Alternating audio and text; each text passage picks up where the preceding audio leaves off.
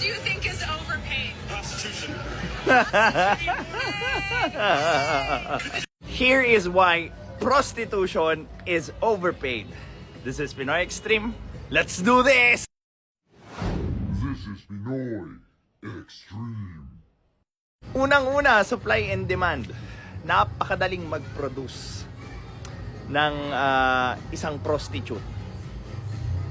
Well, there might be a little variations, but it does not need any technical skills or any diplomas to be actually become one. Most of what we learn on how to become let's say prostitute came from the internet. We observe that a lot of women and well, some men, a lot of women actually find it very rewarding na mag-post ng mga sexy or sexually attractive gestures, dances, clothes, quotes, so on and so forth. And dahil doon, nare-rewardan sila ng, let's say, cash. And then from there, yung reward na yun, yung nagturo pa sa kanila kung paano pa sila makakakuha ng mas malaking reward out of this industry. Ngayon, kung mas maraming supply ng mga prostitutes, edi yung price of their service would effectively go down dahil nga sa dami ng supply na afford ng mga, well, let's say, hindi na lang ng mga middle class, pero kahit pa nung mga nasa ibabang sektor ng lipunan. Second reason why they are overpaid, they have expiration.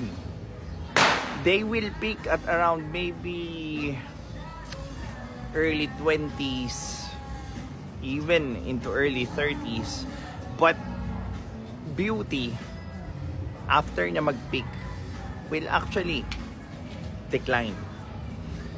Pwede kang magparetoke, so on and so forth, but not all prostitutes are that successful para i-maintain yung pagre-retoke, para ma-maintain din nila yung ganda nila, and in turn, ma-maintain nila yung capability nila to stay on the industry. Dagdag mo pa yung free access. May mga tao na hindi na nila kailangan ibenta pa yung mga ganong klaseng bagay at pagkakitaan because they will be willing to give it for free. They are willing to supply us with those goods without the exchange of money. So, yung ganong klaseng act will surely affect the market of the prostitutes. Now, what's the point? Really, what's the point of this? Well, this is to recognize consequences. Equivalent exchange. Yes, that job is very luxurious at some point. But yung assets mo on maintaining that kind of job is very limited. Stressful yung trabaho yan, dangerous, so on and so forth. Now, you have a choice. Yes, it's not hard. I mean, it's not easy. It's not easy. But it is hard. But at the same time, it is worth it. Kasi this time, you are willing to embrace hardships. Diba? Yung mga bagay na iniiwasan mo para makaalis ka doon sa sitwasyon na gusto mong alisan. Just like how minimum wagers are. If we want to be better, if we want to have a more productive job, kailangan natin gawin yung mga bagay na hindi natin usually ginagawa doon sa previous na kinalalagyan natin.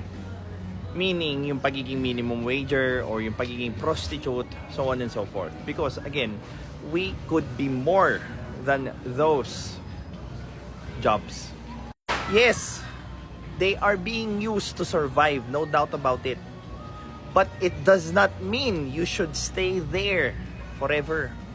You should just use it as a stepping stone for greater things. Because again, poverty is not a crime. But if your choice is to not improve, diba?